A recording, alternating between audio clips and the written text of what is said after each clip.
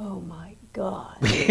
The city room of the Well, New you York can't- Post nothing- around our time. It actually doesn't do it justice because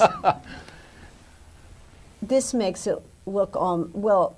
This makes it look almost romantic, but it was so dirty. Yeah. It And was in the so summertime. dirty, and it had no air conditioning, of course. Yeah. And I wrote about this. When you came into the newsroom, there was a door with that glass on it with the wire through it, and someone had written in the dust on the door the word filthy, and spelled it P-H-I-L-T-H-Y. And after a few years, I actually became, this was one of the things that, I mean, I was deranged, I'm sure, but I was active in the union, and I was put on the Plant and Safety Committee.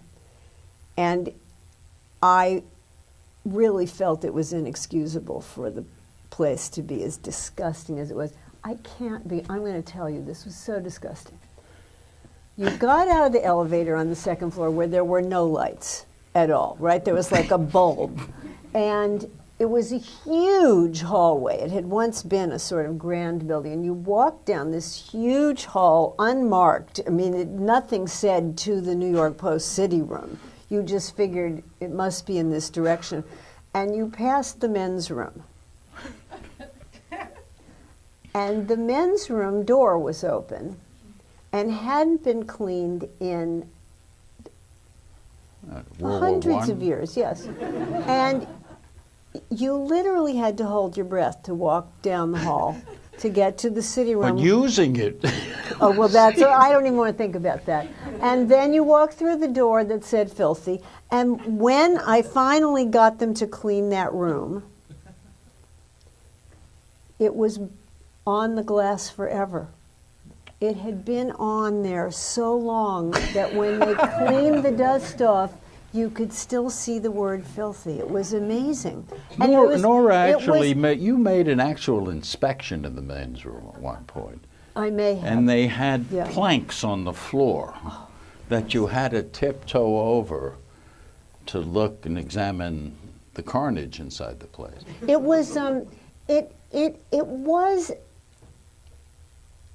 romantic in its own way, that room, the city room. I mean, it was, yes. You didn't even have your own desk, by the way. You had to troll for a desk, and of course or everyone smoked, and there were no chairs. Short. And all the chairs were broken, and everyone smoked, so you would put your cigarette down on the edge of the desk and it would burn into the desk. It was really the front page. It was, and it was part of why we all loved it. Yeah. We really did. It was really fun being a reporter at the New York Post. To give you a sense of where it is, Nora, where Battery Park City is now, it was right across the street, 75 West Street. There was no Battery Park City. It was the United Fruit Company Piers. Mm-hmm. And in the summertime, the windows were all open because, as Nora says, Dorothy Schiff would never pay for air conditioning for the working stiffs in her newspaper. So from the bowels of these fruit delivery ships would come the most gigantic mosquitoes and flies. It was like Godzilla the fly would come in. And we'd be sitting there at typewriters going, typing, whack, whack. And we were never happier. At least I wasn't. Well, I did love it. I did. I thought I'm going to do this forever.